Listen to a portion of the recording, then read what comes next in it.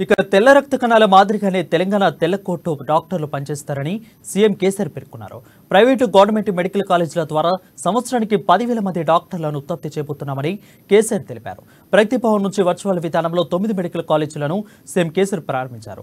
మంచి ఆరోగ్యంగా ఉండాలంటే, రోగనిరోధక శక్తి ఉండాలంటే తెల్ల రక్త కణాలు రక్తంలో ఏ విధంగా ఉండి పనిచేస్తాయో తెలంగాణ ఉత్పత్తి చేయకపోతే తెల్ల కోర్టు డాక్టర్లు రాష్ట్రానికే కాదు దేశ ఆరోగ్య వ్యవస్థ కూడా కాపాడతానలో నిర్వవాద అంశం ఇందులో ఎవరిది సందేహం లేదని సీఎం కేసీఆర్ అన్నారు. ఇంకొక 6 హాస్పిటల్ నిర్మాణంలో ఉన్నాయి. మీ అందరికి తెలుసు. కంట్రీలో ప్రతి లక్ష జనాభా 22 ఎంబీబీఎస్ సీట్లున్న ఒకే ఒక్క రాష్ట్రం తెలంగాణ. ఇండియాలో ఏ స్టేట్ కూడా లేదు.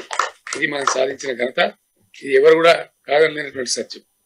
ఆసుపత్రుల్లో పడకలు తెలంగాణ ప్రారంభమైన నాడు 2014లో కేవలం 17,000. అవి అమాం బాబత్. ఎందుకు పనికి రాకుండా, బెడ్షీట్ లేకుండా, ఓట్లు ఒకటి లేకుండా చాలా పూర్ ఇన్ఫ్రాస్ట్రక్చర్ తో ఉండేవి. ఈ రోజు మనం చేసుకున్న ఇంప్రూవ్మెంట్ తోని 23 సంవత్సరాలకు చేరేటప్పటికి 34,000 పడకలకు చేరినాం. ఇంకొక 6 హాస్పిటల్ నిర్మాణంలో ఉన్నాయి. మీ అందరికి తెలుసు. ఒకటి వరంగల్లో super speciality multi speciality hospital, చాలా అద్భుతమైనటువంటి బిల్డింగ్ ఒకటి వస్తా ఉంది. అదంతా మీ కళ్ళ ముందే ఉంది. వరంగల్ జిల్లా ప్రజలు నాయకుల కళ్ళ ముందు ఉంది.